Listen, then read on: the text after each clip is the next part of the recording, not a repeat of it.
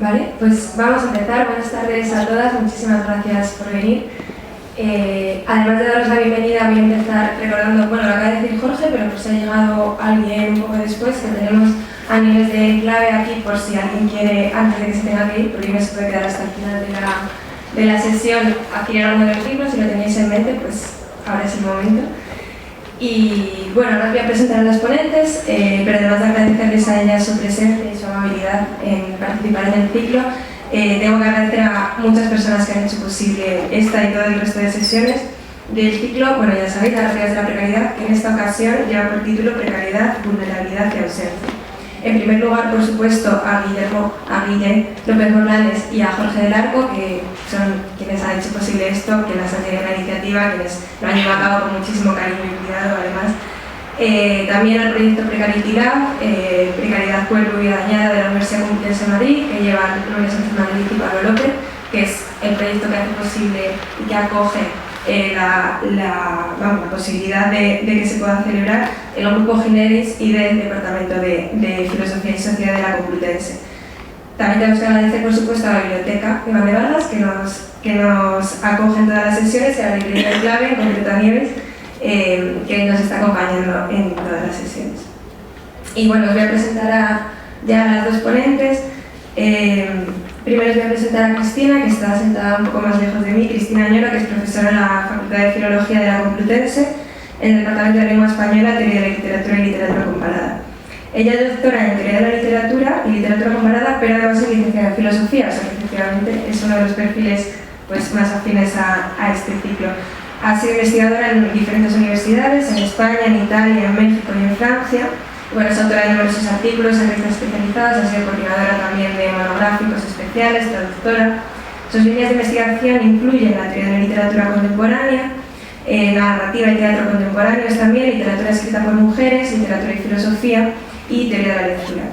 De entre sus libros, bueno, sí que quería mencionar el libro también resultado de su tesis que dedicó a Enrique Vilamatas, que fue publicado por Visor en 2015, que se titula Enrique Vilamatas, Juegos, Ficciones y Silencios, y el libro que nos trae aquí, sobre el que va a girar en parte de la sesión, que es el último que ha publicado este mismo año, Las que faltaban, una historia del mundo diferente, que es un recorrido por diferentes figuras de la historia normalmente olvidadas de mujeres, no tanto grandes ídolas, ¿no?, a la manera de los hombres, sino bueno, pues vidas significativas, vidas sobre las que se puede trazar una historia alternativa, ¿no?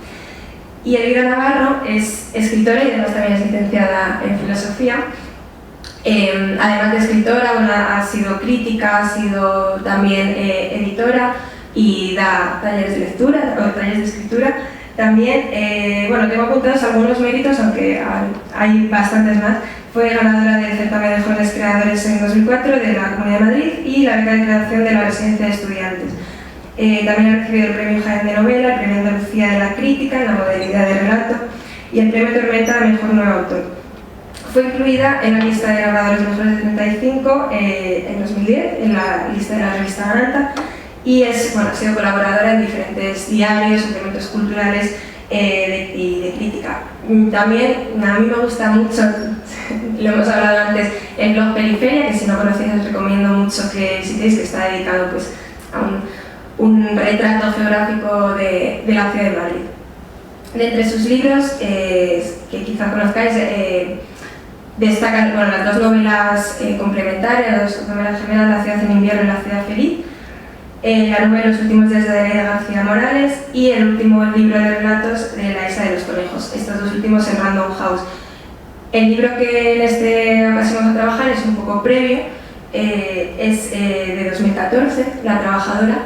Y bueno, no voy a comentar nada porque como los temas que vamos a recorrer acompañan un poco a la novela, pues ya lo iremos desplegando. Y ya espero no hablar mucho más.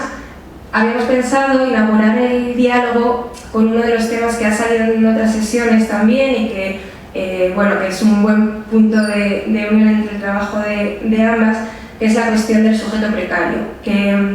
¿Qué sujeto produce las condiciones laborales de precariedad? ¿Cómo esa precariedad se transforma también en precariedad vital? Y cómo, qué narrativas, qué posibles historias de vida pueden surgir a partir de ese sujeto y cómo podemos contestar a los huecos de esas narrativas. Y ya si no os doy la palabra. Bueno, pues muy buenas tardes. Muchísimas gracias por haber venido. Muchísimas gracias Guillermo, muchísimas gracias Belén, muchísimas gracias Jorge, muchísimas gracias a la Biblioteca de Vargas, a Cristina y a la biblioteca, a la librería Sin Tarimas, ¿verdad? Sí. Bueno, a ver cómo cuento yo esto del sujeto de la precariedad. Bueno, yo escribí esa novela por haber vivido como sujeto precario. O sea, yo creo que ahora mismo muchos de nosotros sabemos lo que es ser un sujeto precario. Es decir, nos tenemos que enfrentar a unas condiciones laborales muy a menudo demasiado precarias y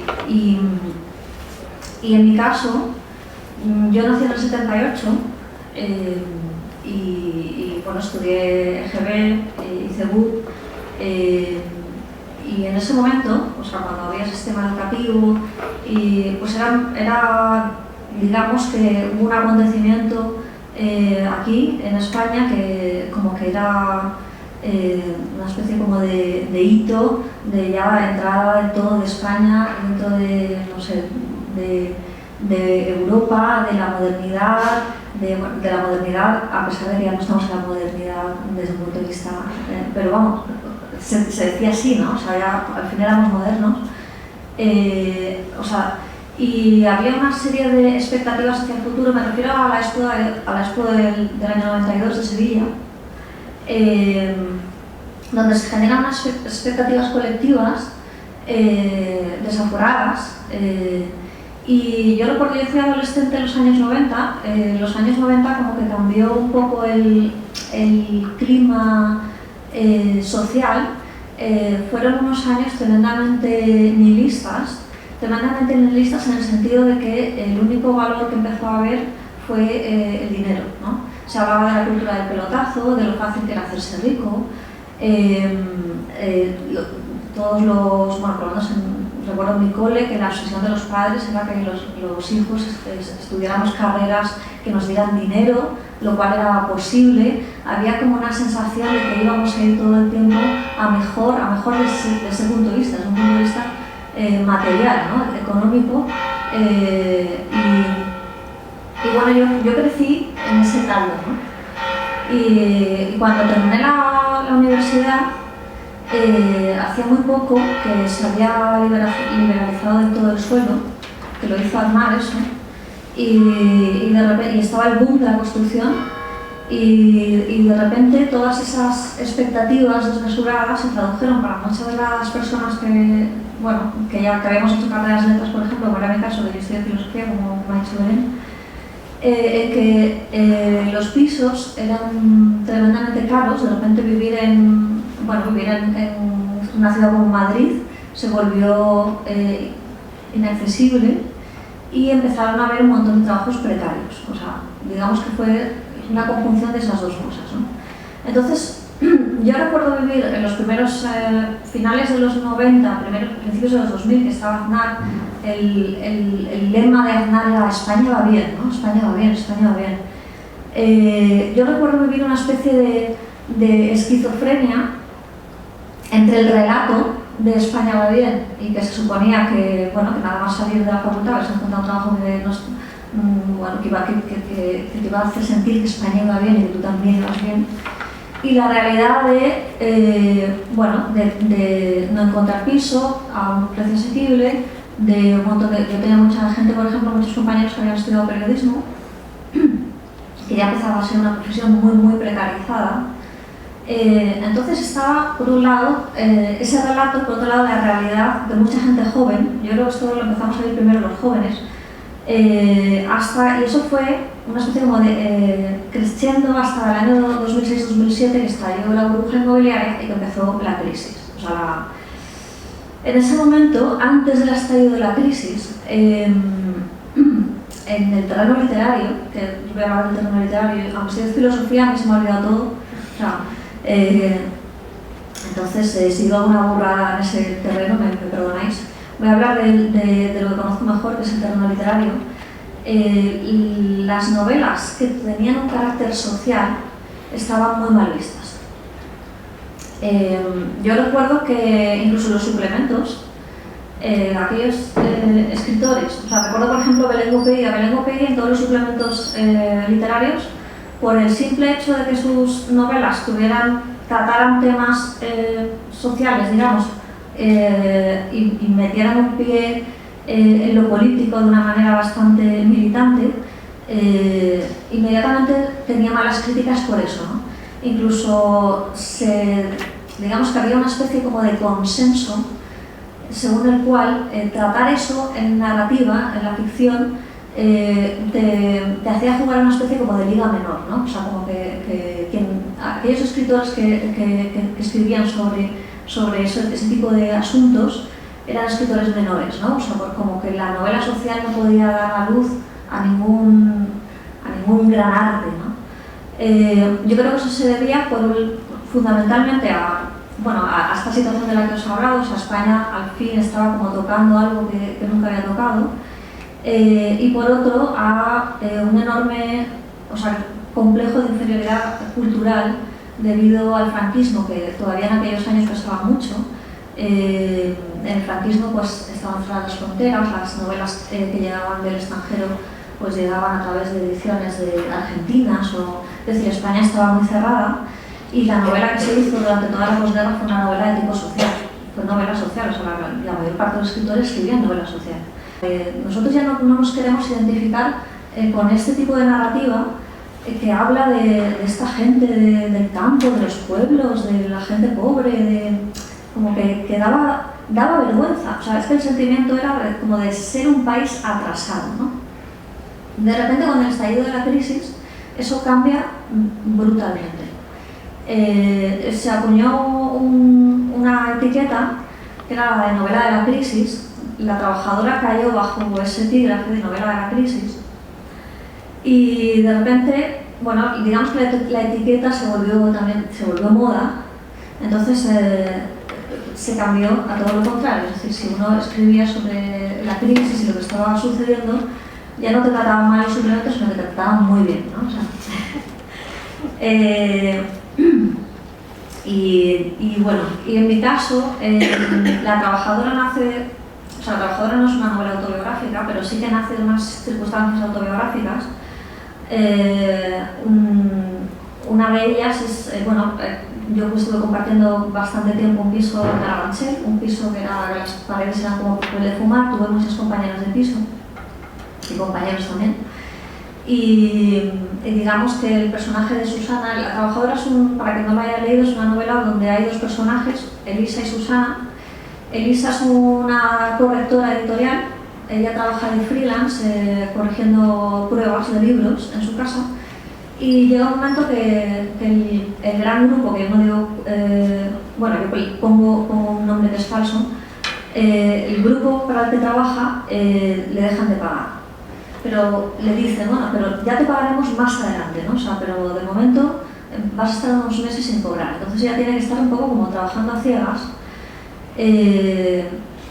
Es freelance, o sea, es autónoma, y ella trabaja en casa.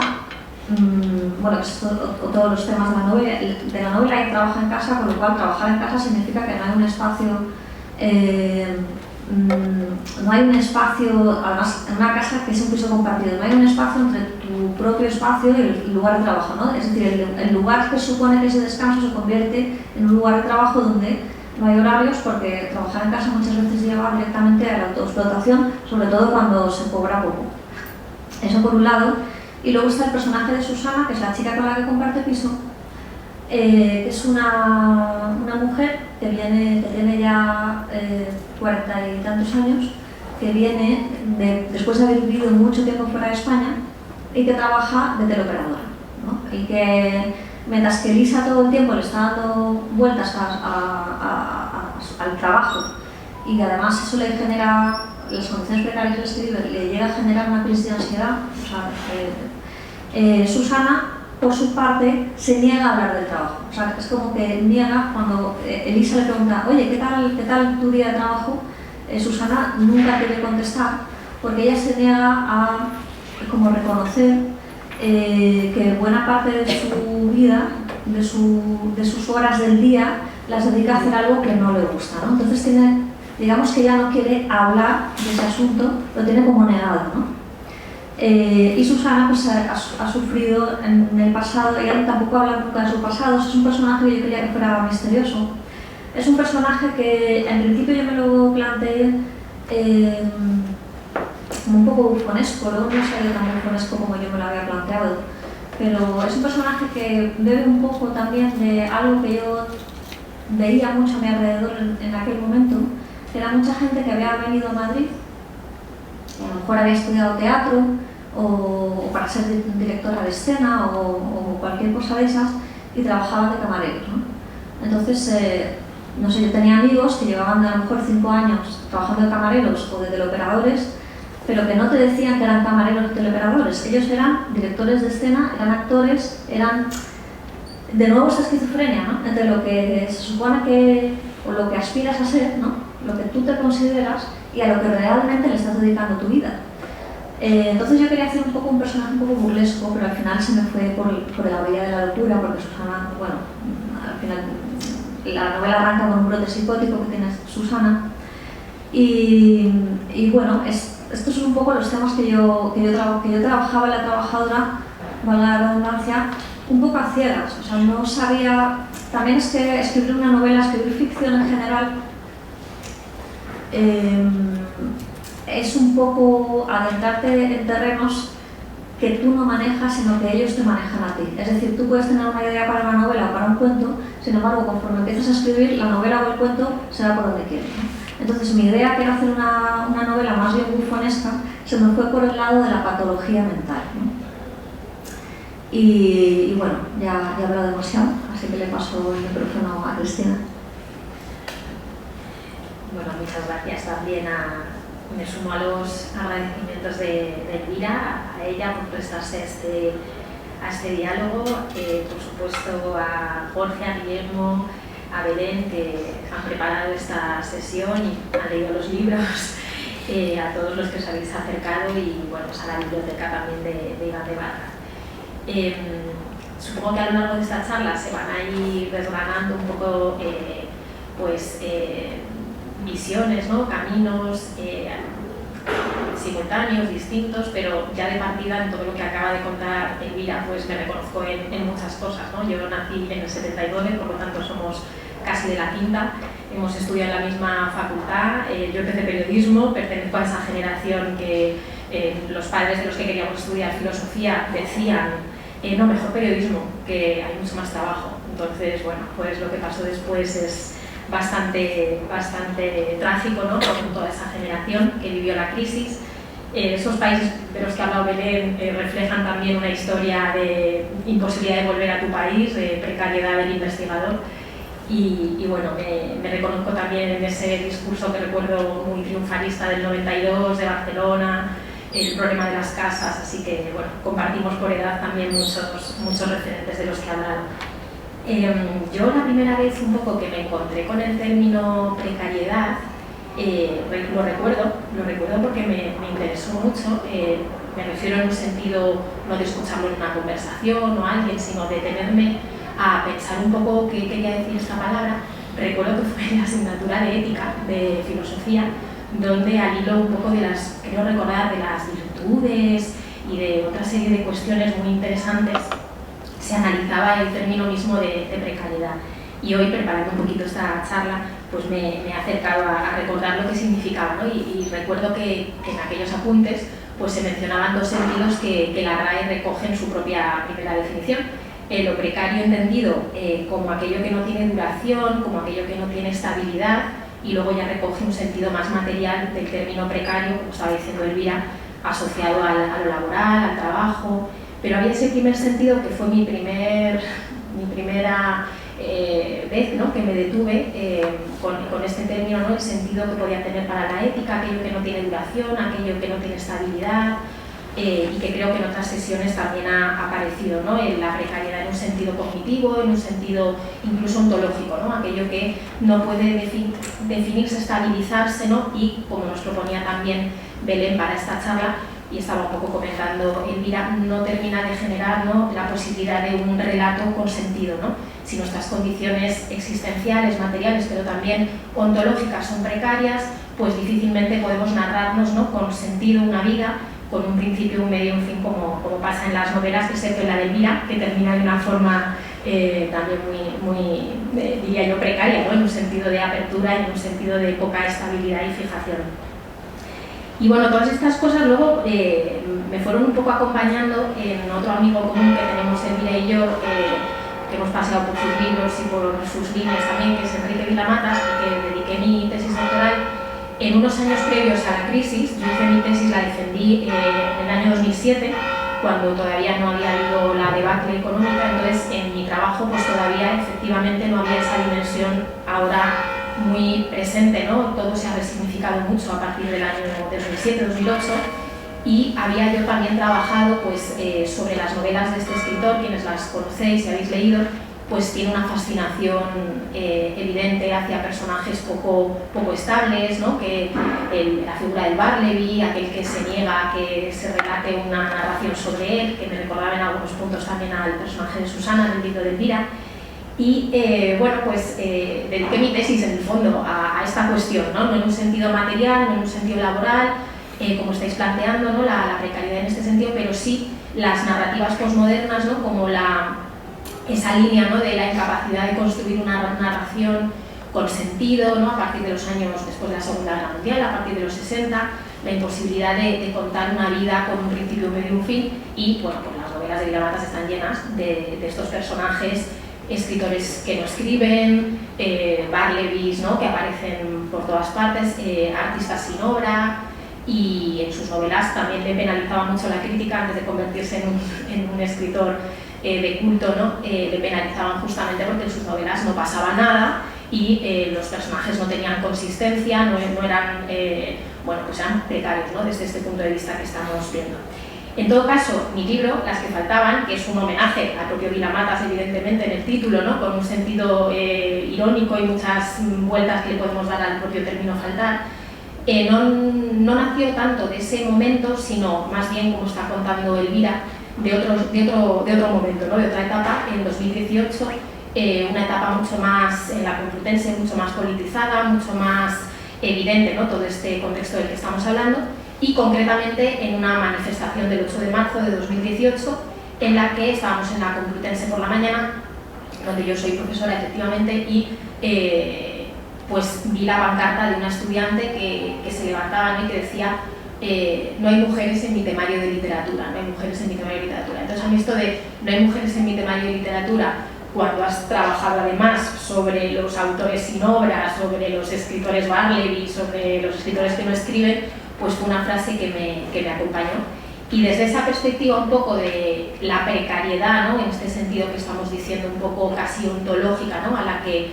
se ha condenado muchas veces a las mujeres, ¿no?, a no aparecer en el discurso de la historia, a tener una posición subalterna o en la sombra, por un discurso también triunfalista, ¿no?, de historia con mayúsculas, como puede ser pues, la cueva de la prehistoria, la guerra de los 100 años, la conquista de México, la Revolución Francesa, la guerra de Afganistán, ¿no?, y tratar de acercarme pues desmitificando justamente ese relato triunfalista, normalmente masculino, vertical, poco precario, ¿no? Y bueno, pues atacar un poco ese discurso es lo que con ese recorrido también pues me acerqué a estas historias, ¿no?, justamente ante la inexistencia, ¿no?, también de narrativas, ¿no?, disponibles para las mujeres, ¿no?, que se les ha recomendado desde Aristóteles que no se utilice, ¿no?, en la poética Aristóteles, ¿no?, también Tucídides en la guerra de Peloponeso, ¿no?, pues de las mujeres mejor que no se hable, ¿no?, de las mujeres mejor no creéis personajes femeninos que son poco coherentes, son poco... Entonces siempre ha habido este rum rum, ¿no?, en la historia de los consejos, ¿no?, a los escritores, y bueno, pues tratando de proponer, como decía Belén, otros modelos narrativos, ¿no? que permitan imaginar una historia con minúsculas alternativa. Pues me gusta que hayas terminado con esto. Bueno, al hilo de esto que comentaba Cristina, claro, en tu libro, con este espíritu, ¿no?, de desmitificar la historia, de alejarnos de grandes relatos totalizadores, se establecen muchos vínculos entre mujeres de diferentes épocas y como ¿no?, hilos ocultos que conectan sentires de diferentes figuras. Y esto me sirve para hilar con el siguiente tema que queríamos tratar, que es qué ocurre cuando el sujeto precario, el sujeto que está inserto en estas relaciones o en estas situaciones donde no hay nada estable, intenta vincularse con su entorno y cómo esos vínculos parece que no llegan nunca a cristalizarse, ¿no? Y decías que Susana era un personaje que quizá tenía esa intención bufonesca, sin embargo, no sé si ha sido solo mi lectura, pero también genera una empatía casi compasiva, ¿no? Porque no consiguen nunca ellas dos vincularse, ¿no? ¿Qué relación quieres establecer en esta narración también de esa imposibilidad de ellas dos para establecer vínculos entre sí y la situación de precariedad que viven ambas? Bueno, yo diría que Elisa y Susana están funcionando de una manera especular, pero solo hacia un sentido, solo en el sentido de Elisa hacia Susana, porque de Susana hacia Elisa no sabemos nada, o sea, puesto que ella se niega a hablar más allá de esos colas que hace de Madrid y digamos, bueno, y el brote psicótico que le cuenta y tal, pero parece que Susana ha llegado ahí para que la otra se mire en ella. Y la cosa es que no logran vincularse porque, o por lo menos Elisa no logra vincularse con Susana porque el reflejo que le devuelve en realidad es su propio reflejo, ¿no? O sea, es decir, Susana es cuarentona, ¿no? Es una mujer ya que, bueno, hacia la mitad de su vida, que vive como si tuviera 20 años, o sea, porque no ha conseguido estabilidad de ningún tipo. Entonces, cuando Elisa la observa, le produce, o sea, aunque creo, hace mucho que no me leo La Trabajadora y luego no me leo mis propios libros, por si acaso.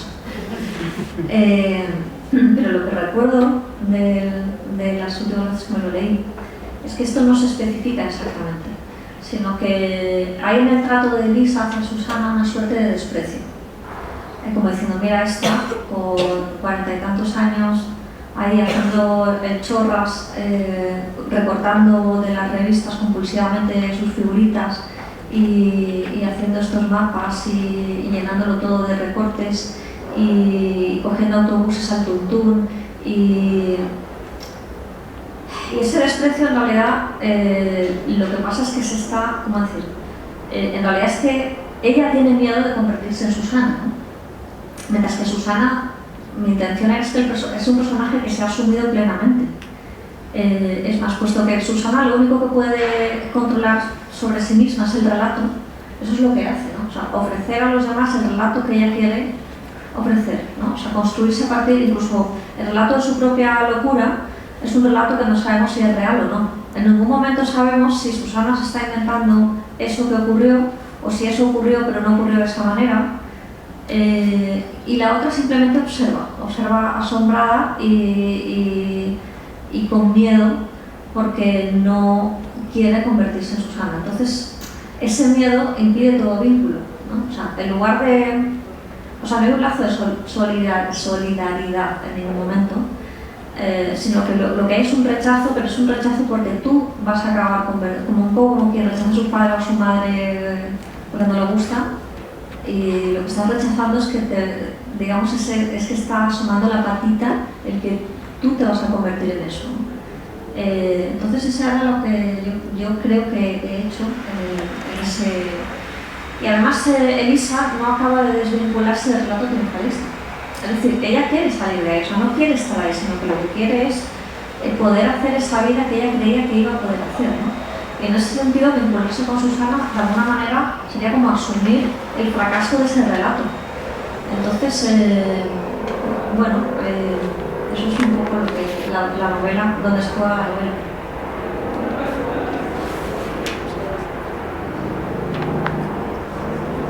Sí, de hecho lo que iba a decir es que leyendo La trabajadora había momentos en que pensaba que a Susana se la había imaginado Elisa.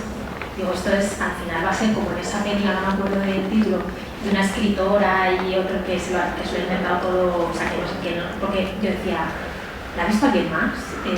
Sí, claro, había otros que la habían visto y al final era evidente, pero ese punto de, ¿la ha visto alguien más? O se lo ha inventado todo, está muy bien hecho todo eso y me recuerdo, era muy inquietante, ¿no? Como yo digo, esto Bergman lo hubiera hecho genial si hubieran, bueno, porque las ponen muy diferentes físicamente, pero si se hubieran parecido incluso, ¿no? O sea, que está muy, muy bien reflejado, ¿no? Y muy contextualizada también, porque hablamos de los vínculos de las mujeres en este caso, o de estos personajes, o los vínculos entre los seres humanos, pero aquí está enraizada la cuestión del vínculo en un contexto que problematiza justamente poderte vincular a otros, como estás diciendo.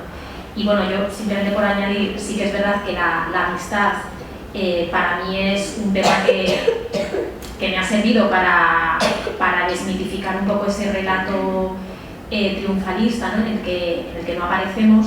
Y bueno, me estaba acordando no es que me sepa mi libro de memoria y lo lea por las noches, es que lo he sacado hace muchos menos años que el vino, entonces me lo sé un poco mejor.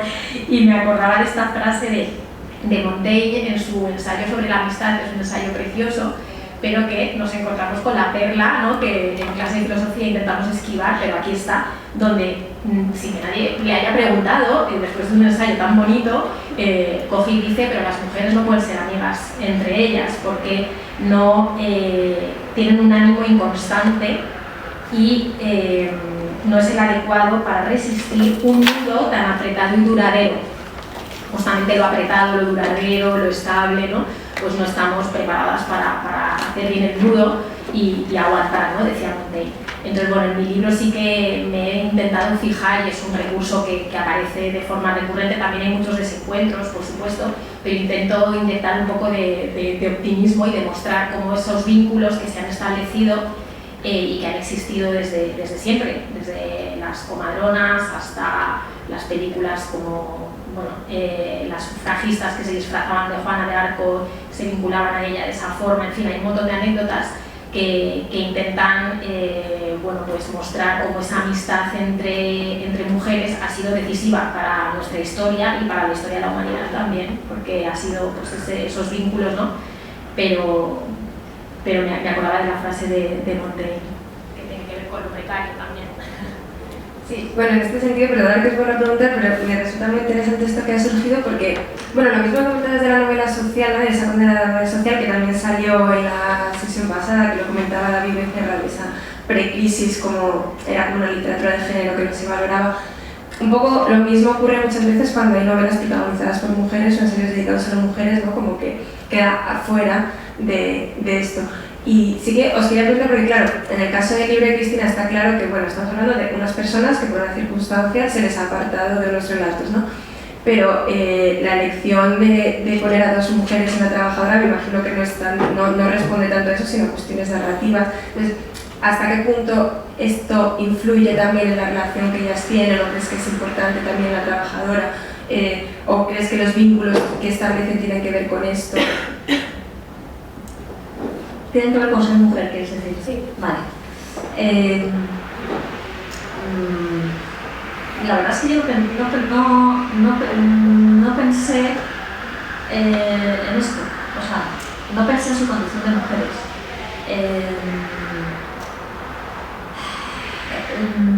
O sea, tenía que ver con cuestiones narrativas, o sea, tampoco fue una decisión fría de poner a dos mujeres, sino...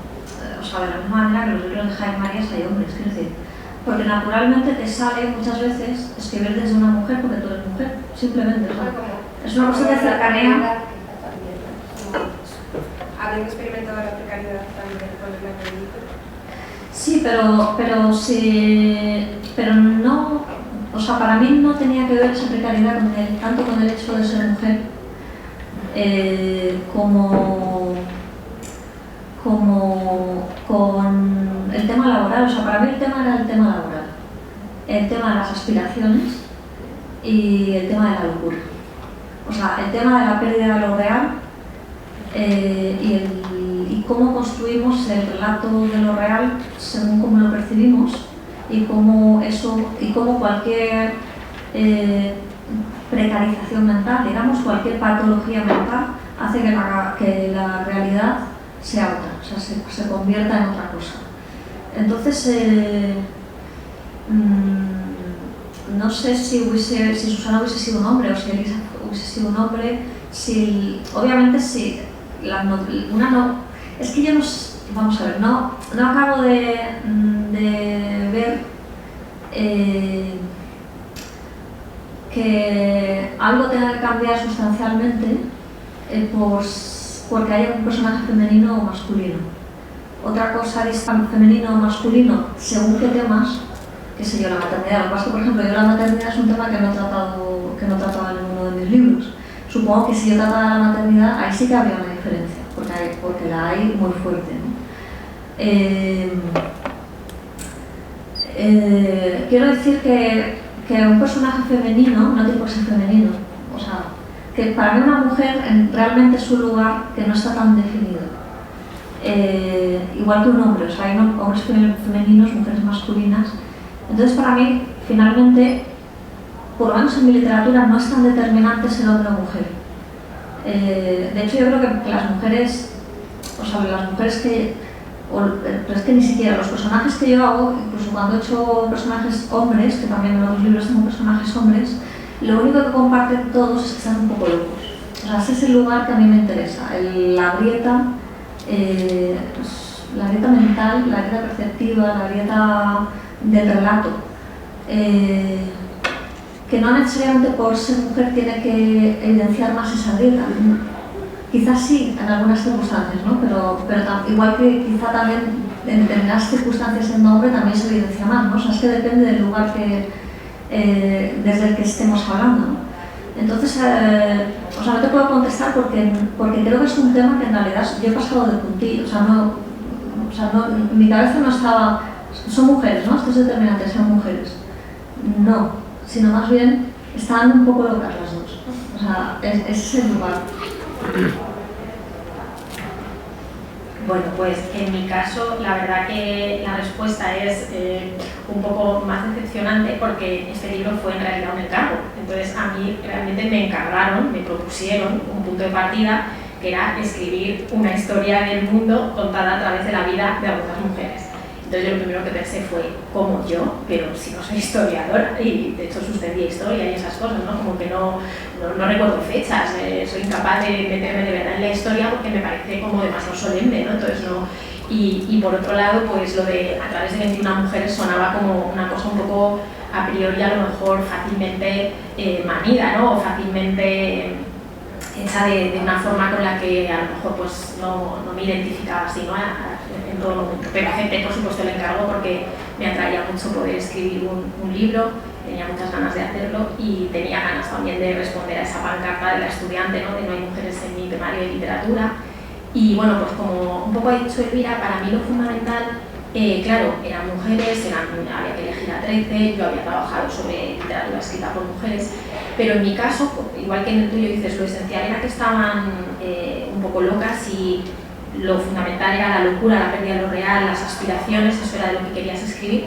Yo en mi caso desde el primer momento lo que quería era desmitificar, que es un poco lo que me sale un poco solo, ¿no? Por eso intento también que el libro tenga un poco de humor, un poco de ironía, porque ante cualquier solemnidad a mí me sale el sentido del humor, me sale la risa, y de hecho lo primero que escribí, lo primero de todo, en condiciones bastante precarias, por cierto, empecé a escribirlo el día que comenzó el estado de alarma, literalmente, o sea, el 13 de un email a la editora, así no te rompí, sí, dije, pues ahora. Entonces empecé escribiendo por el medio, que es el capítulo de Jane Austen, y dentro del capítulo de Jane Austen no hablo de sus grandes novelas, sino que hablo de una broma que gastó con su hermana cuando tenían 15 años, que parodiaron, que está conservada en la British Library, parodiaron la historia de Inglaterra que le obligaban a estudiar, que su padre le obligaba a estudiar la historia de Inglaterra de Goldsmith, 4 volúmenes, 4 tochos, ¿no? Muy solemnes, de papas, de reyes, de guerras. Entonces ellas desesperadas se conservan las inscripciones que hicieron en el margen, ¿no? Como hasta donde tenían que estudiarse, memorizar cada día. Y entonces ellas pues seguramente leyendo lo que luego ya puso en novelas posteriores, de que los discursos históricos le parecían ridículos, que los hombres pues le causaban pues risa y las mujeres no salían, ¿no? Decía estas cosas en sus novelas luego, pues probablemente es lo que pensaban las dos hermanas, ¿no? Entonces empecé escribiendo el libro contando cómo parodian en 34 folios la historia que está publicado, con traducción al castellano, es una historia de Inglaterra súper alocada, paródica, la escribieron con 15 años, muy graciosa. Cassandra Austin hizo las ilustraciones y Jane Austen escribió los pequeños textos.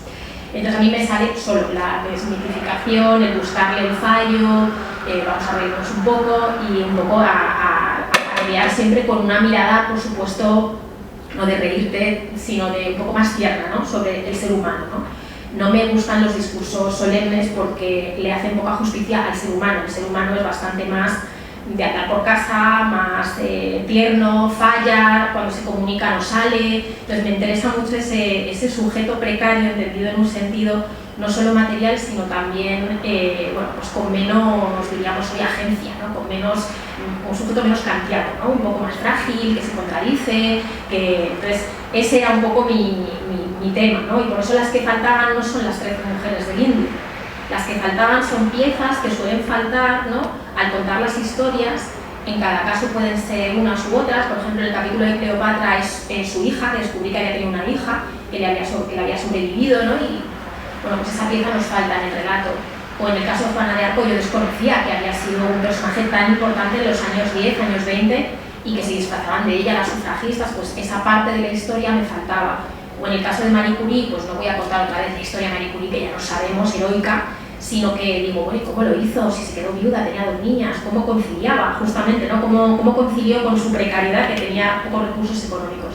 Entonces, bueno, en mi caso sí que es, lógicamente, importante, ¿no? El hecho de que hay mujeres, pero estoy muy de acuerdo también con Elvira. En el libro no está tampoco definido de una vez por todas, no es estable, ¿no? Lo que llamamos mujer, y de hecho eso sí que fue un poco inesperado, no me lo había planteado en el proyecto originalmente, pero luego me quedé muy sorprendida de la cantidad de mujeres de esas 13 que realmente juegan, hacen unos juegos a veces que les salen muy caros, como a Juana de Arco, con la identidad de género, bastante asombrosos. O sea, desde la caverna prehistórica, donde me adentré en la historia de la asignación del sexo a los fósiles, que no sabía que había dado tantos debates, y de pronto pues las manos de las pinturas rupestres resulta que son de mujeres, ¿no? O el hombre de mentólogo resulta que es mujer. O sea, hay una ambigüedad, ¿no? Hay una...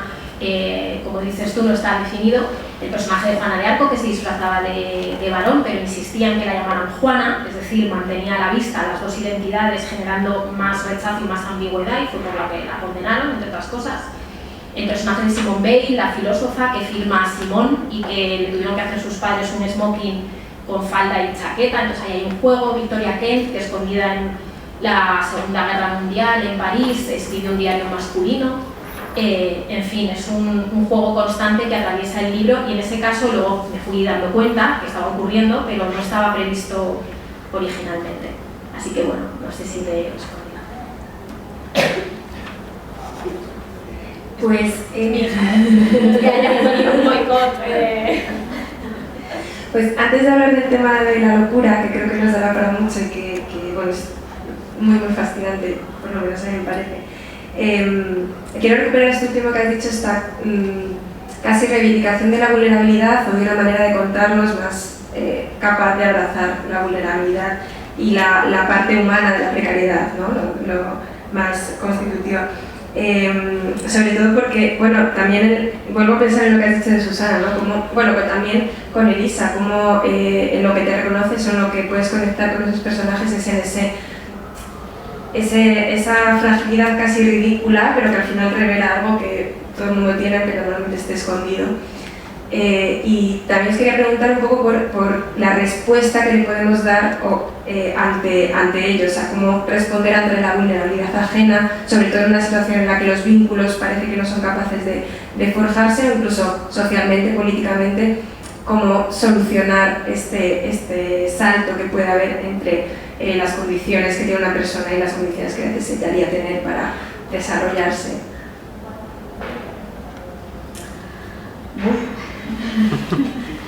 La verdad es que no tengo ni idea. O sea, ¿Te refieres desde la literatura? Por ejemplo. Pues, a ver, desde la literatura... o sea, para mí es un tema muy complejo este, porque es cierto. O sea, la literatura es muy paradójica. Es decir, muchas veces, muchas veces es más de izquierdas un libro que no pretende serlo, por ejemplo, incluso un libro escrito por gente reaccionaria. No sé, pienso por ejemplo en Dostoyevsky. Dostoyevsky era un reaccionario de tomo y lomo. Vamos, de hecho él era zarista, ultra ortodoxo, o sea, las religiones rusas, los ultra ortodoxos, perdón mi ignorancia, ortodoxos, ¿no? O sea, era no sé, hoy diríamos, es un señoro, ¿no? O era como Vargas Llosa, ¿no? Pero Dostoyevsky escribió las novelas siendo así, o sea, cuando ya dio el giro Dostoyevsky, porque Dostoyevsky en su juventud coqueteó mucho con el socialismo, o sea, él siempre fue muy cristiano, sin embargo en su primera juventud coqueteó muchísimo con el socialismo, de hecho, por eso le mandaron a Siberia. Impulsaron una cosa que en realidad no tenía nada que ver. Bueno, ahora voy a contar la historia. Cuando volvió de Siberia, en Siberia se dedicó a leer la Biblia y vino hecho una persona muy reaccionaria y lo recibieron como un gran revolucionario y él tuvo que deshacer ese puerto, es decir, ya no soy ese gran revolucionario. Sin embargo, fue a partir de ahí cuando Dostoyevsky empezó a escribir Crimen y Castigo, Los hermanos Karamazov, Los demonios o los endemoniados, que son libros que, es que para mí 100 libros de izquierdas es algo que lo caricaturiza, ¿no? Pero son libros, digamos, muy sociales. O sea, hay una gran comprensión de la condición humana, de la precariedad. Son libros, hoy diríamos, son libros de denuncia, ¿no? O sea, aunque tampoco me gusta esta palabra, no me gusta esta palabra porque al final se han convertido en clichés, que los clichés siempre lo que hacen es reducir, ¿no?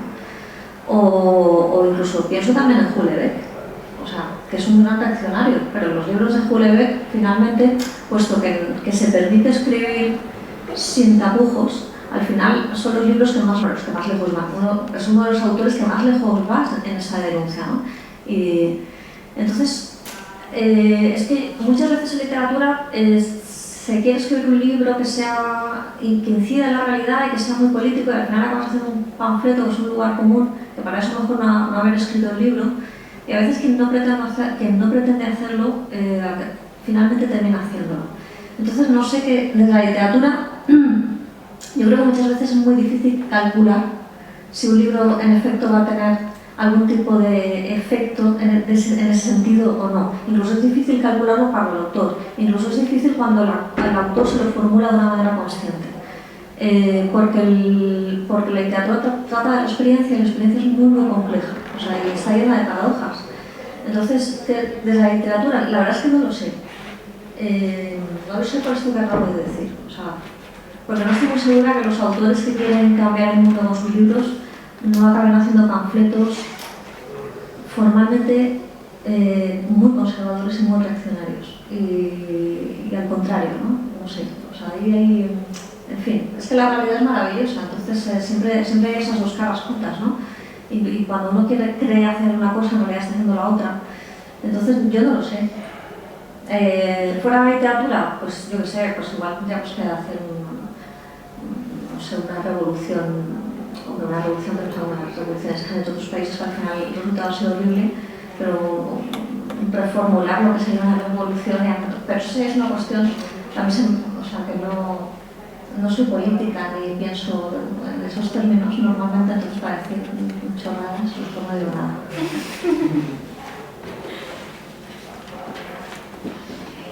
Pues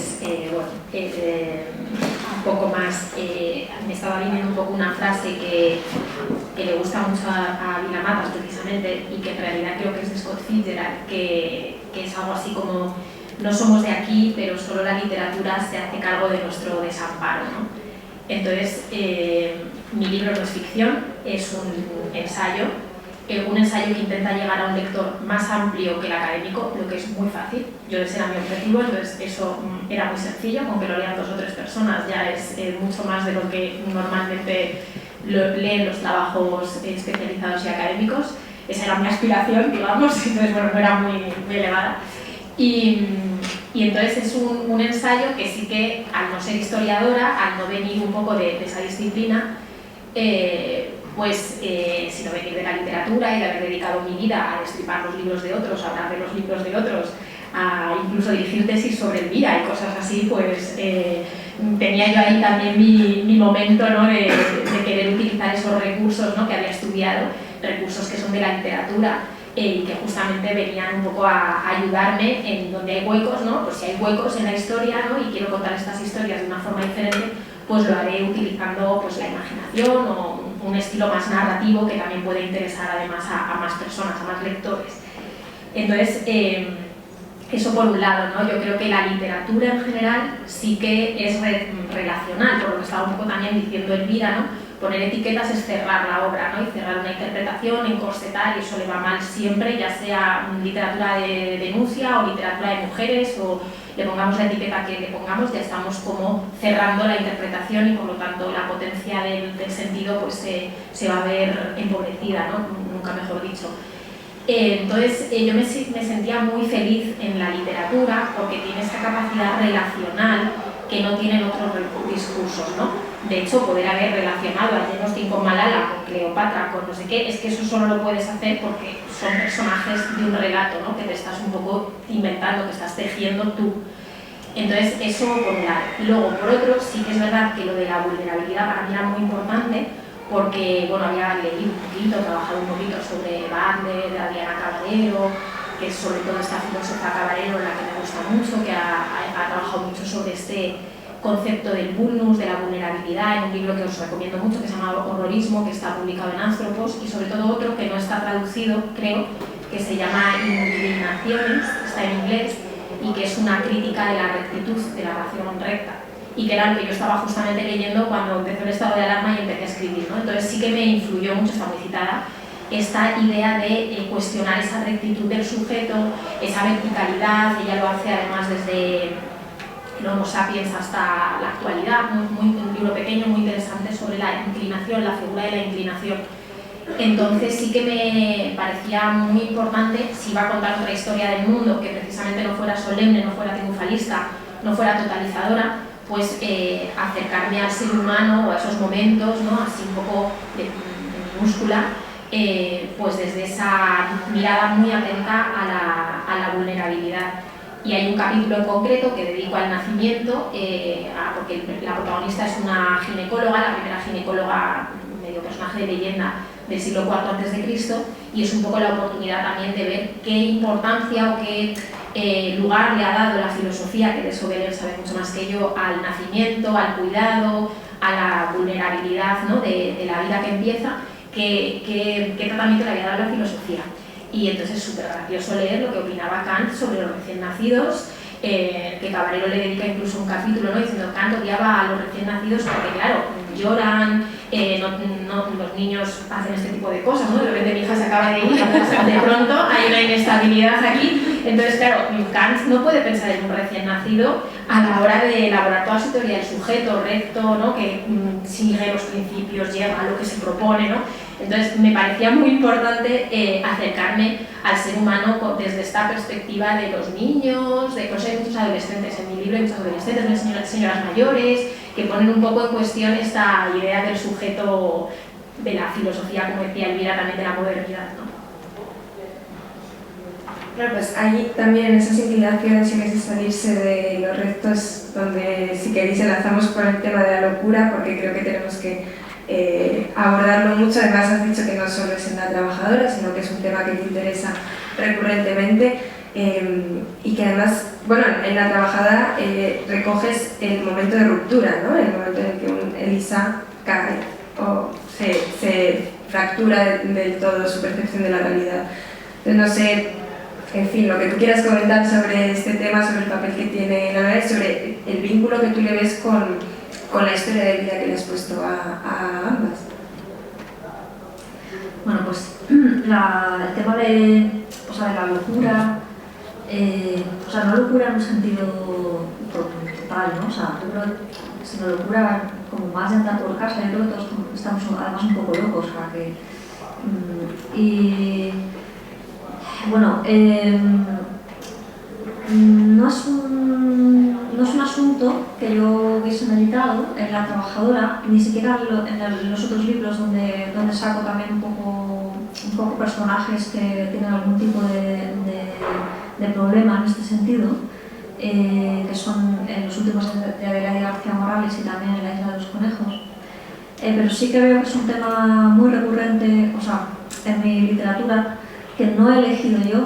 Normalmente tampoco es que los autores elijamos los temas, normalmente vienen de algún lugar que no sabes muy bien de dónde vienen, pero sí que es verdad que se transforman en una especie como de obsesiones o de mirada. A mí me interesa este tema en concreto por varias cosas. Una de ellas es porque yo vengo de una tradición, que es la tradición española, que es muy realista. La literatura española, a pesar del Quijote, que es el personaje más paradigmático, sin embargo, la mayor parte de la literatura que se ha escrito después del Quijote no viene del Quijote, viene más bien del Lazarillo. Es decir, de un tipo de realismo, de picaresca, y nosotros como lectores españoles nos hemos educado muchísimo en ese realismo de una manera, yo diría que inconsciente, porque está en la cultura, ¿no? Yo de hecho, yo que doy talleres de escritura tengo muchos alumnos que son españoles, pero también tengo alumnos latinoamericanos. A mí me sorprende mucho cuando propongo libros que se salen del código realista, que propongo libros fantásticos, o la muy diferente recepción que tiene un latinoamericano, que es mucho más abierto a los españoles, que digamos que en el momento que salimos de ese realismo, estamos un poco con el pie torcido, ¿no? Como, ¿y esto? ¿Por qué? ¿No? Como es algo como no asumido, no sé por qué, ¿no? Quizá tiene que ver con que hay aquí una pobreza secular, con el catolicismo que prohibió, con un catolicismo muy inquisitorial que ha prohibido muchas cosas, entre ellas también muchos desmanes imaginativos, no lo sé, estoy especulando. El caso es que el código realista es un código a veces muy frustrante. ¿Por qué? Porque te tienes que... aunque el realismo no copie exactamente la realidad, porque el realismo no es más que un código y a partir del realismo haces tanta... igual puedes hablar de lo real a través del realismo, pero también a través de lo fantástico. Kafka, por ejemplo, clavó lo que fue el siglo XX, ¿no? Y no hacía literatura realista, ¿no? Sin embargo, el código realista es muy frustrante, porque te obliga a un tipo de verosimilitud que te tienes que ceñir a que las personas pues, hacen una serie de cosas, en fin, todo lo que todos entendemos así de manera llana por realidad, ¿no? Entonces la locura en un libro te permite salirte de ese código. Y además la locura en un libro de literatura siempre aparece muchas veces como juego. De hecho, en el Quijote, Don Quijote de la Mancha está loco, pero su locura es muy literaria, no es... y a mí la locura me permite hacer personajes que empiezan a tener percepciones que son extrañas, es decir, me permite a mí salirme de ese realismo que me encorseta. Entonces esa es una de las cosas que me facilita la locura, ¿no? Es decir, no es un tema simplemente de trabajar la precariedad, sino es un tema que a mí me divierte porque me permite usar más la imaginación y me permite un poco salirme de los límites de la construcción de lo real dentro del código realista. Eso, y también permite trabajar, la locura permite hacer continuos efectos de extrañamiento en un texto. Es decir, un personaje que tiene un poco de, tiene percepciones extrañas o tal, pues puedes meter ahí algunos elementos casi fantásticos y el lector no sabe si eso está teniendo lugar de verdad o simplemente es una emanación. Y esos elementos fantásticos normalmente siempre están encarnando algún tipo de metáfora, de motivo, es decir, te permite ampliar el sentido de un libro de una manera indirecta, que a mí me gusta mucho. Y no hay un programa de voy a tratar la fragilidad, la literatura siempre trata los conflictos, es decir, en realidad la literatura yo creo que siempre está tratando la fragilidad, no es una cosa, es una cosa de siempre, ¿no? Antes se ha hablado de Lazarillo o Don Quijote, ¿no? Que es un pobre señor que no tiene dónde caerse muerto en realidad, ¿no? Y sale por ahí. Es decir, es que es el tema o uno de los temas, o aquellos sobre el cual gira la literatura son los conflictos humanos, y los conflictos humanos son aquellos que nos vuelven frágiles, ¿no? que nos fragilizan. ¿no?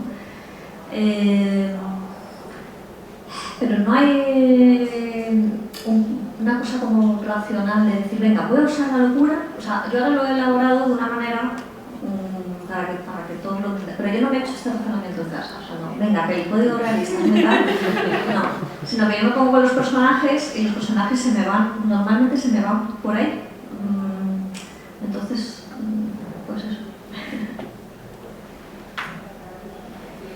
Sí, bueno, en mi caso es un poco diferente, claro, primero porque no es ficción y luego porque yo la verdad que me siento muy capaz de construir, como hace Elvira, ¿no? Como hacen los escritores, una ficción completa.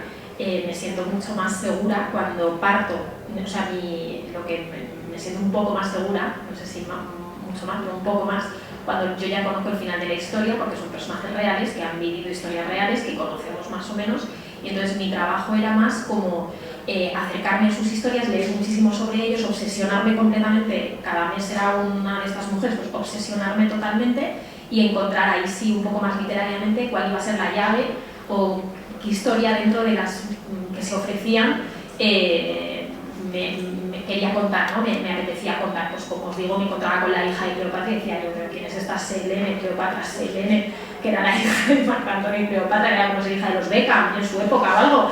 O quién eran estas sufragistas como la que se va a estrenar ahora en el Teatro Real, Juana en la Hoguera, que interrumpieron una ópera en el año 1913 para empatar al rey y decirle que no se emocionara en la ópera de Juana de Arco, que estaban las sufragistas encerradas como la propia Juana al final de la Edad Media. Entonces iba encontrándome estas historias, ¿no? que me atraían. Como dice Elvira, tampoco estaba previsto, yo tenía previsto tratar, al principio eran 21, se quedaron en 13, y me iba encontrando por coherencia dentro de lo que vas escribiendo, porque se imponen ciertos temas, porque te vas un poco dando cuenta de lo que te atrae, de lo que te gusta y de lo que te sientes un poco también más segura a la hora de escribir, o más que segura, como que tienes una cierta tendencia, ¿no? Te interesa. Entonces yo me daba cuenta de que, por ejemplo, el tema de la locura, que está muy relacionado con cosas que podría haber trabajado sin duda, pues quizá me da más miedo, ¿no? Los locos, como has dicho, no de andar por casa, sino la locura realmente, por ejemplo, de la propia Juana de Arco, las visionarias que tenían visiones y que eso me apareció en el tema de Juana de Arco, pues yo no me sentía muy... Me atraían más las fantasiosas, digamos un escalón menos, ¿no? de la locura, que es los personajes fantasiosos, los personajes tendentes a la teatralidad, a montar escenas, esos son los que a mí me gustan, ¿no? Como la propia Cleopatra, que me acerqué un poco a ella pues como madre de todas las mujeres fatales y como la primera celebrity de nuestra historia, entonces eso me atrae. O la propia Juana, ¿no? Que tenía muchos elementos de escenificación, el propio comienzo del capítulo es en un teatro, entonces eso me atrae.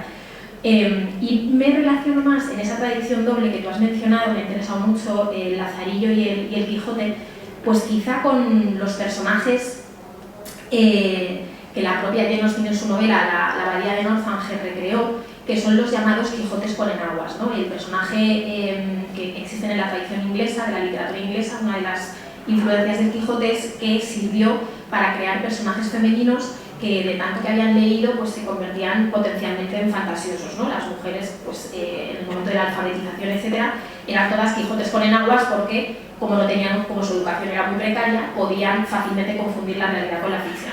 Y ese es el tipo de locura que me atrae más, quizá porque me siento más segura, ¿no? Ante esa posibilidad, ¿no? Decía una alumna de doctorado también el otro día que a ella le gustaba la Edad Media porque en esa época no se descartaba que detrás de la puerta hubiera un dragón, ¿no? Bien, a mí ese es el tipo de mecanismo mental de extrañamiento también que me atrae, ¿no? Que no podamos descartar que en cualquier momento lo que es, parece un gigante es un molino o detrás de esa puerta hay un dragón. Entonces, los personajes no están nunca en mi libro o no me he adentrado, ni siquiera Simone Weil, ¿no? Que realmente también pues tenía claramente...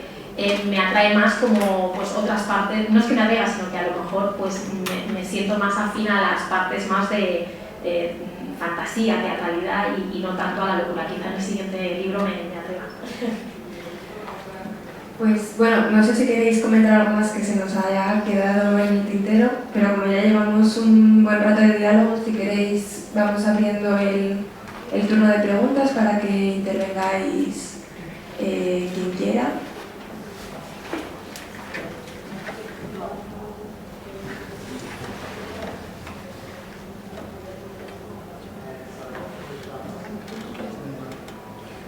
Hola, ¿qué tal? Bueno, lo primero, muchas gracias a las dos por haber escrito estos libros. Sobre todo, bueno, el de Elmero ya lo conocía, pero el de Cristina, pero bueno, es que el de Elvira me lo he leído ayer y bueno, la verdad es que estoy bastante emocionada. Entonces, bueno, claro, siempre es raro confrontar como a la escritora, como el miedo de haber sobreinterpretado o haber encontrado cosas que a lo mejor tú no has visto, pero bueno, supongo que también de eso va un poco. Y retomando un poco toda la cuestión de la locura, a mí me ha gustado mucho la manera en la que se trata también La Trabajadora, porque me parece que es una manera como de poner en juego todo lo que se oculta, que es amenazante, pero que no se puede comprender de alguna manera, ¿no? Y en ese sentido, a mí se me ha quedado súper grabado al final cuando se quedan como unos bichos en los cordones, cuando sale con Susana, que está volviendo del paseo y demás, y luego después ve que están como en las esquinas de su casa, ¿no? Como eso que ha arrastrado de todos esos lugares que realmente Lisa tampoco llega a comprender, ¿no? Como esa precariedad, que de alguna manera forma parte de ella, pero al mismo tiempo la amenaza, ¿no? Eso es el sentido en el que yo leí La Locura. Y en ese sentido también la relación que mantienen Elisa y Susana, yo lo que veía que es que también Elisa había como una cierta culpabilidad, ¿no? Porque es cierto que hay una precariedad compartida, pero Elisa y Susana parten de lugares distintos. Y Susana como que, no tanto que tenga envidia, pero sí está como esa noción del capital cultural que Elisa sí que tiene y del que Susana carece, pero al que le gustaría como llegar. Y me parece que eso en la novela dibuja un montón de fronteras que tienen que ver también con los espacios de la ciudad, con fronteras que tienen que ver con la clase, con una precariedad compartida, pero que al mismo tiempo es distinta. Y bueno, que podría estar hablando aquí con mucho más rato, ¿no? Pero sí, o sea, de verdad me ha parecido genial. Y ya, otra cosa también, que ya lo suelto todo y luego ya que tengo la palabra de otra persona, a propósito de qué hacer, ¿no? Digamos, desde la literatura, a propósito de toda esta novela de izquierdas, novela social, ¿no? Como si lo literario fuera algún tipo de proyecto político, yo creo que simplemente con la constitución de una determinada narrativa en la que tú a lo mejor puedes encontrar cosas que no habías pensado o dichas de otra manera, es que eso ya me parece que es, no sé si la palabra es político, pero desde luego fructífero y muy útil, porque esa realmente ha sido mi experiencia. Cosas que yo sabía que estaban ahí, pero que no sabía cómo mirarlas de otra manera. Y pues muchas gracias por haber escrito este libro.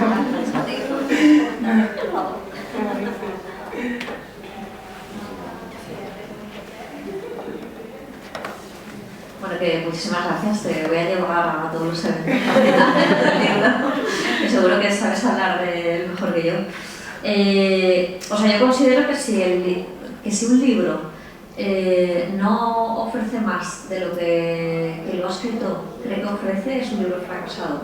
Es decir, creo que todo el libro va más lejos de la persona que lo ha escrito. O sea, creo que el libro... los libros son exploraciones de sentido. De hecho, la literatura entera siempre ha sido eso. De una manera más autoconsciente o menos autoconsciente, eso da un poco igual, pero si la literatura tiene un sentido, es justamente el que tú has apuntado, de alumbrar desde otra perspectiva, o desde otras muchas, o incluso de borrarte tu propia perspectiva. A veces basta simplemente con eso. Y para mí ese es el sentido de lo literario. Y los bichitos esos, pues, La verdad es que no me acuerdo porque los puse ahí, pero se me habían olvidado, porque acabas de traer la memoria.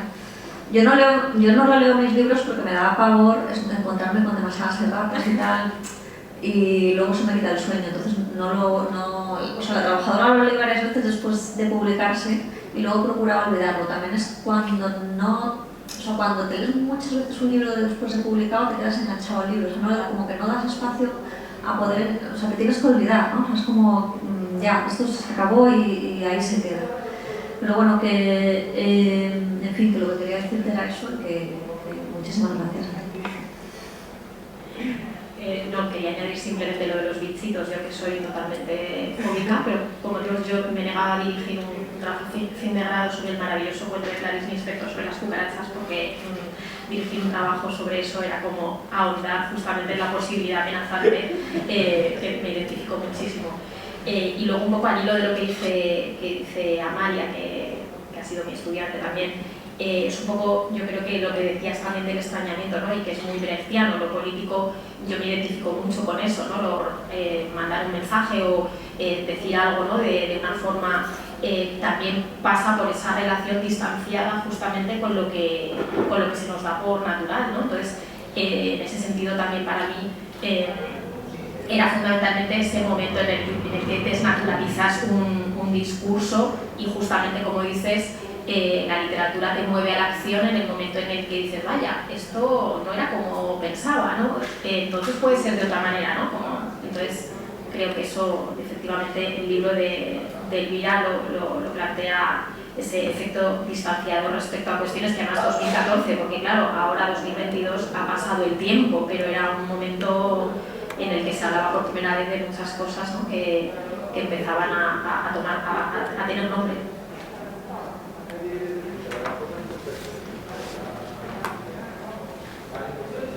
Hola, buenas.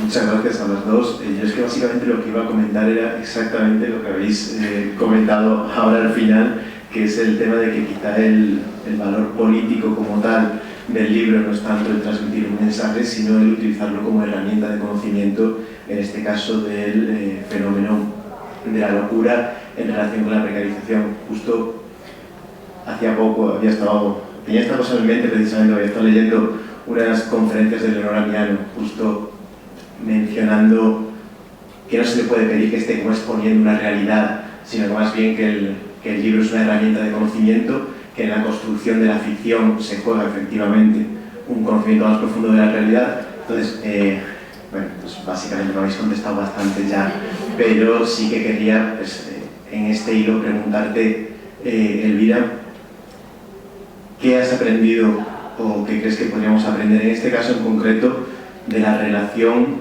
entre la locura y la precariedad? Hemos visto, pues, te interesa y es fundamental para ahondar en este tema el construir personajes que están en el límite de la salud mental, sino totalmente perdidos, pero en este caso concreto con dos personajes en una situación especialmente precaria, con uno enfrentado al espejo de lo que se puede convertir, con todas estas barreras que está mencionando Amalia. ¿Cuál crees que sería el vínculo en este caso? O no sé si podrías efectivamente profundizar un poco más en el vínculo entre precariedad y enfermedad mental.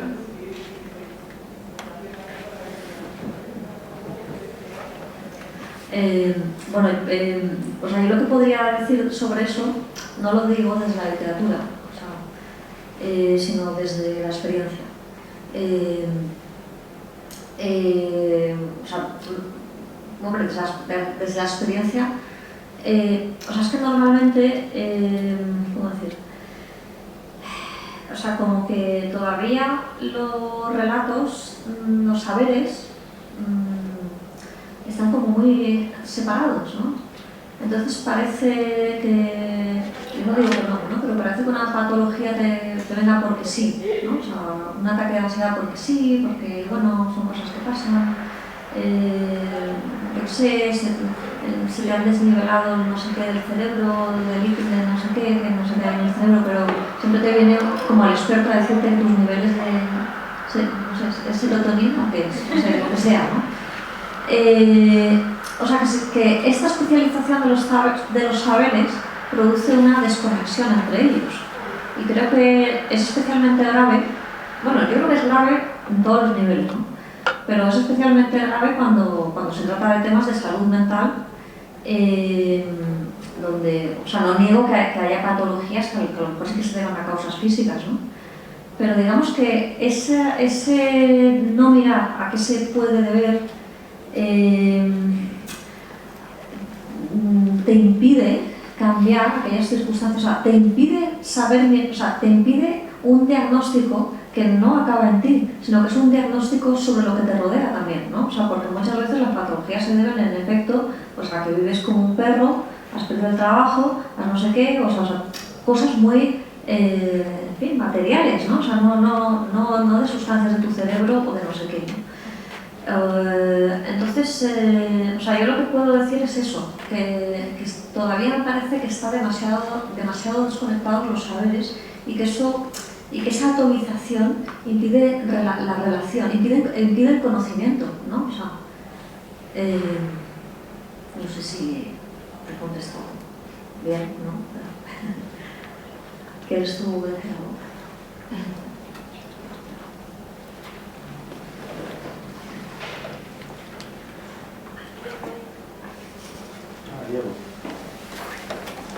Por las dos intervenciones.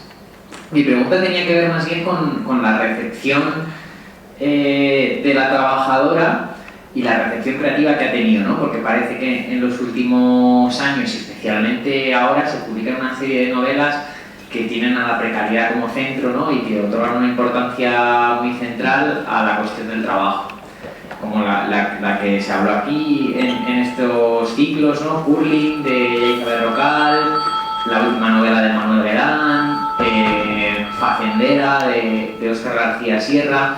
Y entonces una de las preguntas que tenía es si retrospectivamente tú ves, digamos, algo así como la estirpe de la trabajadora en estas novelas actuales, ¿no? Y si hay algún tipo de diferencia generacional, ¿no? Porque todas estas son novelas escritas más bien por autores que han nacido en la década de los 90, y si en ese sentido hay alguna diferencia generacional o no, ¿no? Y luego otra de las preguntas que tenía era si hay algún tipo de referentes previos a la trabajadora, ¿no? En la medida en que fue calificada como una novela de la crisis y como ese acontecimiento tuvo un carácter, pues en cierto modo originario, si tú ahora retrospectivamente ves la trabajadora como nacida de esa experiencia social, pero desconectada de la historia literaria previa, o si había algún referente literario previo al 2008 que te sirviera a ti para articular alguna de las cuestiones que aparecían en la trabajadora.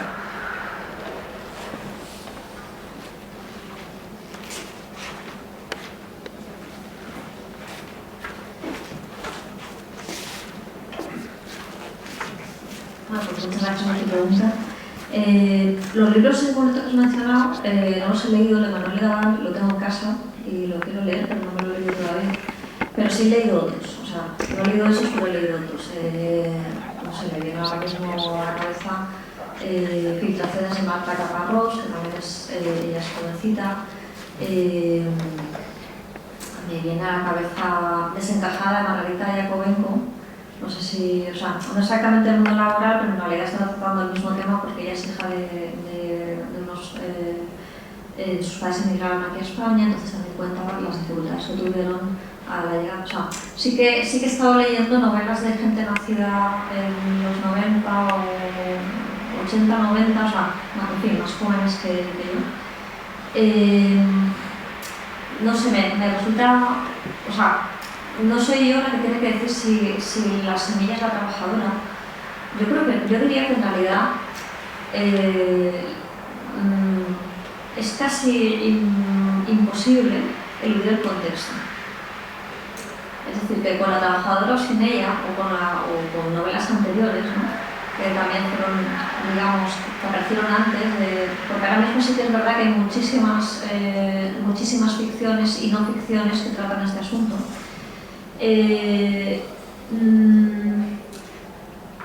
Yo creo que la literatura se alimenta de lo real, ¿no? Incluso cuando estás escribiendo ciencia ficción te estás alimentando de tu contexto. O sea, no es lo mismo escribir, qué sé yo, una novela de marcianitos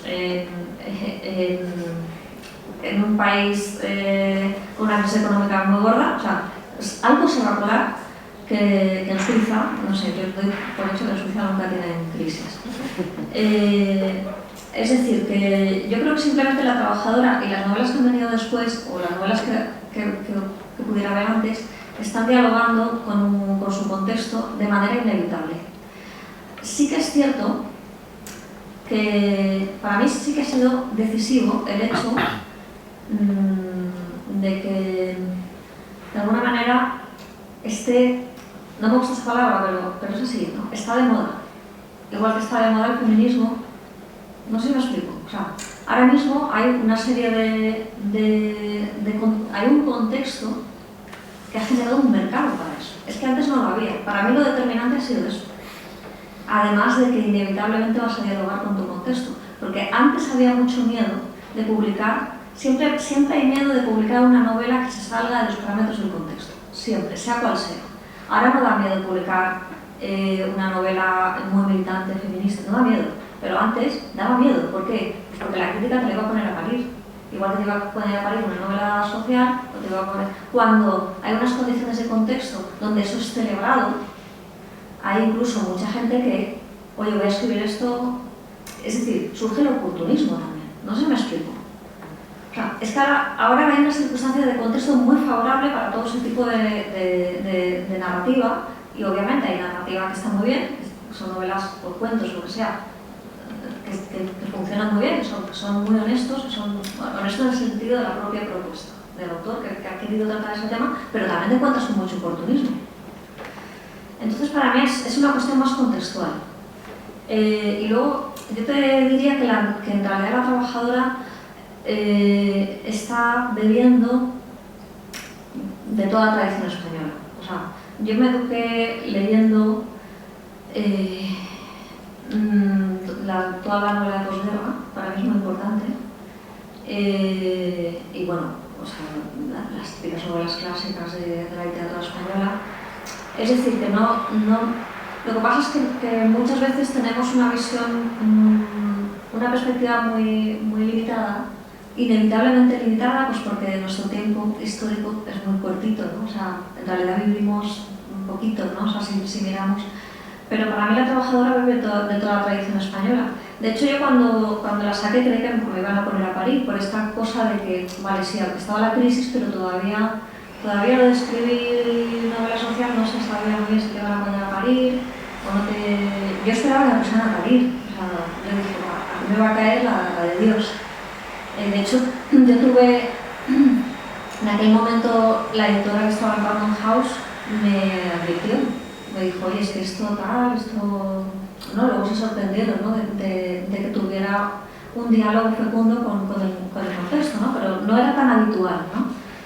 Pero el caso es que sí que es habitual. Insisto, desde el Lazarillo estamos escribiendo aquí novela social. Entonces, ¿cuál es mi herencia? Pues toda la narrativa española.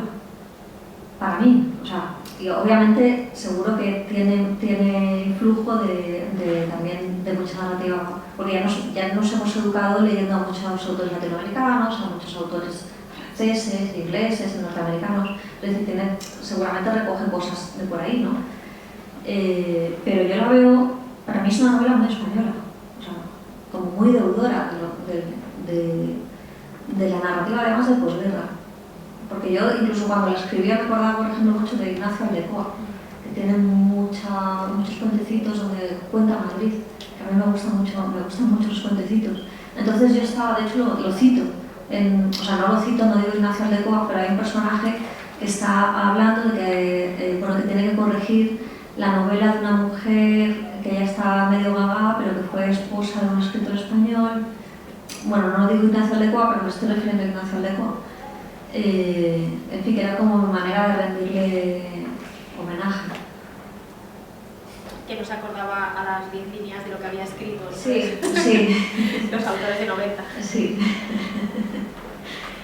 No, bueno, yo solo por añadir un segundo, me parece muy importante lo de justamente lo que decías de el contexto, ¿no? Incluso mi libro obviamente trata de pues, momentos de la humanidad. Yo necesité en el prólogo escribir, contextualizar lo que iba a pasar, o sea, el decir no me voy a acercar a estos personajes en general, sino me voy a acercar desde 2018 haciéndoles preguntas que les plantearíamos ahora, no lo digo así, pero es evidente, y lo que hoy le preguntaríamos a Juana de Arco o a estos personajes, un poco a Galbraith, pues tiene que ver con nuestro contexto, tiene que ver con lo que hoy nos suscita curiosidad de sus historias.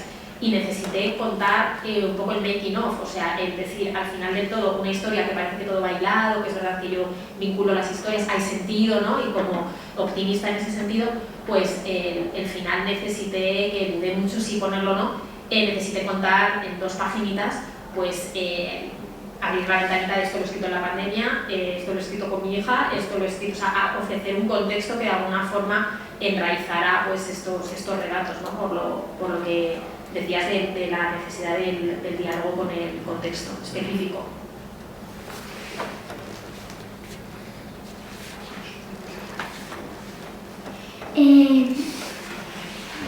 Esta pregunta se la preguntó mi madre. ¿Cuál de las mujeres del libro que ha salido, cuál es la que menos te gusta? ¿Puedo ver lo que me has escrito en el cuaderno?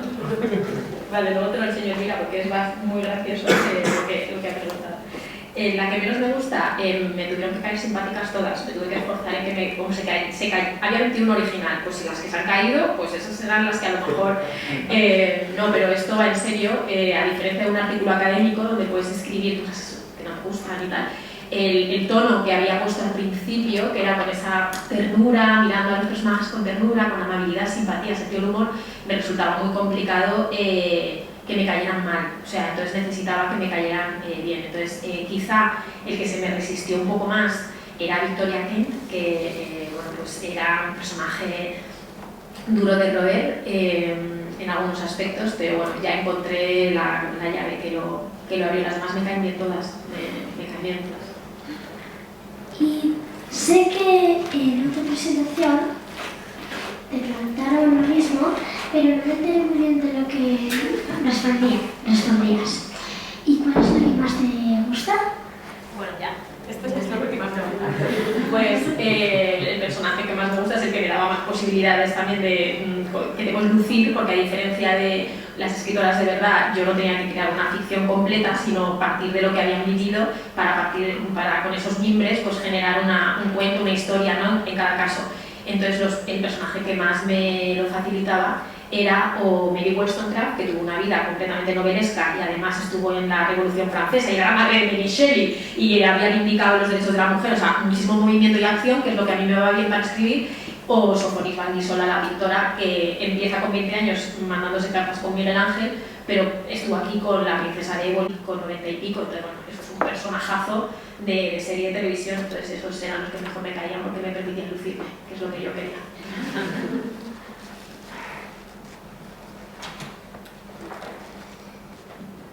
O sea, yo tengo una pregunta, pero si se anima alguien más entre medio.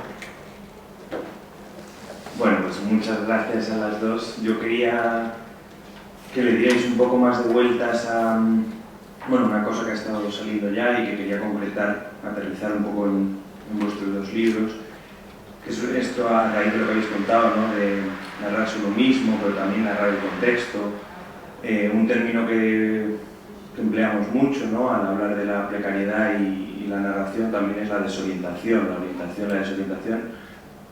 Entonces, bueno, en tu caso, El Día de la Trabajadora, pues también para que hablaras un poco más de la novela, que nos contaras un poco qué sentido tienen para ti o cómo pensaste esos mapas de los que además se recortan ciertos monumentos, ¿no? Que se les quita precisamente a lo mejor lo que todo turista busca como punto de orientación precisamente, ¿no? Y pues que nos hablaras un poco de esos mapas, pero también de esos viajes por Madrid, esos autobuses sin sentido, bueno, que tienen un sentido, el de la línea, pero que para quien se monta a veces es simplemente circular, esos paseos que da la protagonista, esas carreras, y eso, digamos, la parte espacial, ¿no? Pero otro de los asuntos que salen al hablar de precariedad precariedad, orientación y precariedad y sentido incluso, ¿no?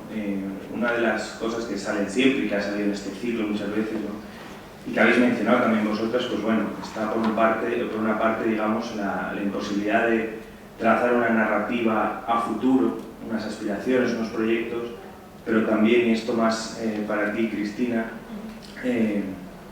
pues esa clausura, digamos, del tiempo no es solo a futuro, sino también un poco a pasado, ¿no? Y lo habéis contado más a la hora de narrarnos a nosotros mismos sujetos precarios a nivel más geográfico, pero bueno, creo que se da lo mismo a nivel de sujeto colectivo, bien sea de pueblo, nación, comunidad, como queramos entenderlo, o mujeres que faltan en la historia de la literatura, por ejemplo, ¿no? Entonces, bueno, pues si podías hacer también un poco hablarnos un poco más, ¿no? De cómo la importancia de narrar estas historias también para entendernos mejor, o justo lo contrario, o que andaras un poco más en el sentido que tiene el reclamo de esta estudiante tuya, ¿no? O bueno, en el 8M que decía, no tengo mujeres en el temario de literatura. Porque, bueno, ya... O sea, también me interesa esto y ya acabo, ¿no? Porque el otro día en otro seminario nos preguntábamos también, bueno, pues por qué en filosofía en concreto nos aferramos mucho a la tradición y seguimos pensando fenómenos del presente con conceptos muy, muy antiguos.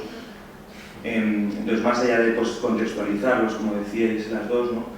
Pues no sé, para orientarnos mejor en tanto que sujetos precarios, ¿qué sentido tiene seguir haciendo historias, seguir haciendo historias distintas, porque es relevante y demás? Muchas gracias a las dos. Y a mí. Bueno, gracias por tu pregunta. Bueno, los mapas y en general el espacio en la trabajadora y bueno, la trabajadora sobre todo, que es donde más espacio he sacado de todas las novelas que he escrito. El espacio en un texto narrativo nunca es un espacio, realmente, o sea, es decir, nunca es un mero lugar donde los personajes viven o transitan, sino que encarnan significados. O sea, lo más habitual es encontrarte con espacios bueno, que vayan acompañando al ánimo de un personaje. Es decir, si un personaje se siente amenazado, pues muchas veces las descripciones del espacio son descripciones amenazantes. Es más, muchas veces ni siquiera hace falta decir que el personaje se siente amenazado. Con describir un espacio amenazante ya estás dando el tono del personaje. Entonces los personajes, o sea, el espacio está encarnando determinadas, o sea, normalmente son estados de ánimo lo que encarna el paisaje, pero a veces también encarna conceptos. No sé, pienso por ejemplo en Las ciudades invisibles de Italo Calvino, que es un libro tremendamente conceptual en sus ciudades. Y en el caso de los mapas de Susana sí que había ahí una idea también conceptual. Era como llevar, digamos que mientras que Elisa deambula, y en ese deambular el espacio no es el espacio objetivo, sino que el espacio está transformado por su subjetividad, y digamos el espacio es un espacio mental. Yo creo que esto ocurre, o sea, más allá de la trabajadora, creo que esto ocurre con nosotros. Muchas veces los espacios de una ciudad, los espacios de cualquier sitio, son espacios mentales, porque no pasamos por un espacio sin más, ¿no? O sea, no es dentro el paso por un espacio, sino que el espacio nos está dando determinadas feedback que nos hace sentir determinadas cosas, ¿no? Y a partir de lo que sentimos construimos esa percepción, o sea, es como que se retroalimenta. Entonces, digamos, el espacio es mental en el caso de Elisa y tiene que ver con sus sentimientos, con sus emociones, es un espacio angustioso, casi, o sea, a pesar de que es una ciudad, parece que sea una ciudad angosta, a veces parece una ciudad que está vacía porque ella misma está vacía. Y en el caso de Susana, lo que hace es la idea de lo que Elisa experimenta, Susana lo pone sobre el papel, o sea, lo conceptualiza, cambiando la ciudad, o sea, destruyendo la ciudad tal y como es y poniendo las cosas al tuntún, ¿no? O sea, que no, de tal manera que sus mapas muchas veces, bueno, como ya no me acuerdo de la novela, pero creo que llegaba a decir que a pesar de que había determinados hitos urbanos, sin embargo, por estar cambiando de contexto se hacían casi irreconocibles, ¿no? Entonces, como si Susana llevara a cabo conceptualmente lo que Elisa está haciendo mientras deambula por la ciudad, ¿no? Entonces tenía ese sentido, o sea, como conceptualización de lo que la otra estaba viviendo. No sé si con esto... ¿Sí? Bueno, pues aquí lo que me gustaría decir antes que nada es que a mí los mapas me encantan y la cartografía literaria me lo he pasado pipa, ahí sí, en un artículo académico escribiendo sobre los mapas de Vila-Matas, analizando su obra y qué tipos de mapas ha ido metiendo en sus libros y cómo está evolucionando al tiempo que evoluciona su propia poética. También Mayorga, cómo utiliza la figura del cartógrafo, me fascina.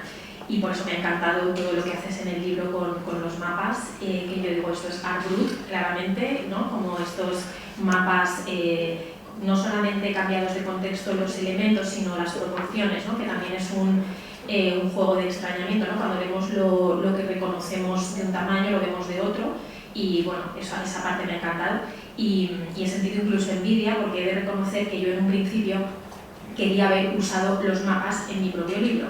Es decir, quería haber utilizado el mapa como recurso en algún momento, sobre todo en el capítulo sobre la conquista, el capítulo de Malinche. En un primer momento hasta pensé en ir al museo naval a ver el mapa que hay, o sea, todo eso me atraía muchísimo, lo he estudiado, me fascina, me encanta, pero no lo pude hacer porque me resultaba muy complicado encontrarle posibilidades narrativas en mi historia al mapa. Era demasiado conceptual, precisamente, ¿no? Y por eso me incliné por las cartas. En lugar de utilizar mapas, que me hubiera gustado mucho, usar mapas y como el mapa lo damos por natural, cuando en realidad es construido y está basado en la experiencia, todo eso que es tan bonito de la cartografía, y también benjaminiano, todo eso me gusta mucho, pero no podía, me parecía que no se iba a entender bien lo que en las historias que yo quería contar, y finalmente tuve que, o decidí inclinarme por las cartas, que en cambio son muy narrativas, ¿no? Un recurso estupendo, y en el libro se traza un mapa de cartas que van y vienen.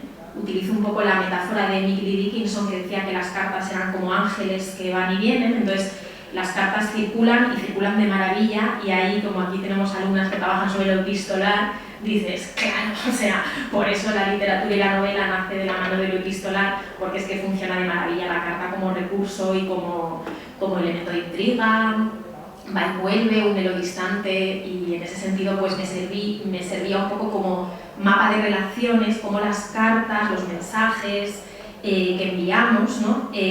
Trazan también un mapa que es un mapa imaginario, un mapa virtual, y por ejemplo el mail art juega con esa idea. Estrella de Diego ha escrito sobre cosas muy bonitas sobre cómo usar las cartas en el arte contemporáneo, que trazan relaciones, que reescriben el espacio, todo eso me gustaba mucho. Y luego, más concretamente, quise dedicar, a pesar de todo, un capítulo. Cada capítulo tiene un nombre muy famoso, o no tanto, y luego tiene como por detrás un backstage, que es realmente el concepto filosófico que yo en cada ocasión quería trabajar, aunque no esté así tan en primer plano. Y el capítulo que le dedico al espacio es el de Victoria Kent, precisamente, que son las mujeres un poco pues, de la Edad de Plata, etc. Y ahí me influyó mucho un libro que te recomiendo completamente, de una profesora inglesa, que se llama, el libro, ahora no me acuerdo, es muy Foucaultiano, porque es de hecho un libro basado en Foucault, que ella lo que hizo fue, luego os doy el título, ella se llama Maria Tombuctou o algo así, y lo que hizo fue ponerse a analizar las cartas que habían escrito las primeras estudiantes de Hilton College, que fue la primera universidad de mujeres, y se encontró, desde una perspectiva Foucaultiana, de los espacios, etc., y se encontró con que en Hilton tuvieron, que todavía existe, está ahí en Cambridge, pues en el diseño del espacio habían previsto que hubiera una salita adyacente al dormitorio. Entonces ella, analizando las cartas y el proyecto de arquitectura que hubo, se encontró con que lo del cuarto propio existió décadas antes de que llegara Virginia Woolf y hablara frente a esas mismas estudiantes de Hilton y escribiera su famoso libro sobre la habitación propia, que vincula el género al espacio, etc., ¿no? Entonces, en ese capítulo, que lo titulé Mudanzas, sí que hay como un dominio del espacio basado en la residencia de señoritas, ¿no? Que fue un poco ese sueño del cuarto propio para las primeras universitarias en España. Y sí que me interesé un montón sobre cómo cambia la vida de las mujeres cuando empiezan a tener y ocupar espacios, la habitación, cómo lo decoraban, o sea, todo lo que tenía que ver con la ocupación de un espacio novedoso. Y además en el caso de Victoria Kent me venía, es la mudanza tras mudanza, se tiene que esconder la relación con el espacio, 4 años encerrada, y luego se va a Nueva York y hay una reflexión también sobre la vida tan moderna que pudo llevar justamente en un espacio como era el Nueva York. Se escapó del letargo franquista, ¿no? Y pudo llevar esa vida tan moderna en el Nueva York de la posguerra. Entonces, para mí era muy importante desde los estudios espaciales también dedicar alguna parte a eso. Y respecto a lo que decías del pasado, sí, totalmente. La idea no es ni mucho menos contar una historia definitiva, lejos de mí, solemne y definitiva, ¿no? Sino abrir un poco el pasado, ¿no? O sea, abrir el pasado, volver a abrir los armarios, los arcones, los libros, y también en un sentido como investigadora. Quiero decir, muchas de las historias que trabajamos ¿no? en la universidad, pues las leen muy poquitas personas, se quedan en las bibliotecas, y ahí hay una cantidad de novelas que están deseando contarse, historias realmente en el propio archivo de señoritas que se mantiene en la actual Fundación Ortega, que era la residencia de señoritas, en todas las cartas que se conservan, que hay una cantidad de novelas, bueno, que algunas efectivamente de forma oportunista también a lo mejor en el contexto pues están saliendo a la luz, pero que hay muchas historias que para mí muchas veces en la investigación las mantenemos ahí y que merecen la pena también contarlas en forma un poco más novelada.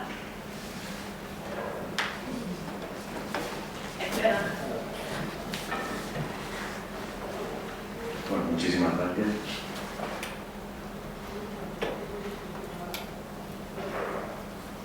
Venga, última super oportunidad de hablar con Elvira Navarro y Cristina Miol.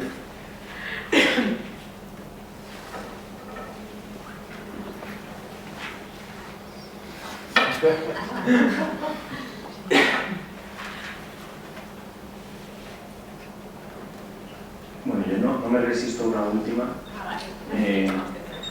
Las dos como escritoras además, que es simplemente preguntaros qué pensáis vosotras, bueno, no qué pensáis vosotras, sino cómo os tomáis vosotras el problema que ha salido ya de nuevo, lo lanzaba en el principio, de la forma literaria, justamente, ¿no? Si hay formas privilegiadas o menos de narrar la precariedad en este caso, además. Por ejemplo, en la segunda sesión que tuvimos de Curling, de Yaiza Berrocal, que acaba de publicar, pues justo ella incidía mucho en la cuestión del fragmento, ¿no? De la frase quebrada, del pastiche, de la utilización de muchas voces, la polifonía, literalmente, en parte por la incapacidad de narrar una única voz, ¿no? Pero vamos, en esta línea, pues si nos podéis hacer una última reflexión sobre la forma, también la forma ensayo, ¿no? Frente a la forma novelada, pero que tampoco es, desde filosofía del ensayo, tampoco es el tratado filosófico, además, se podéis tirar un poco por ahí.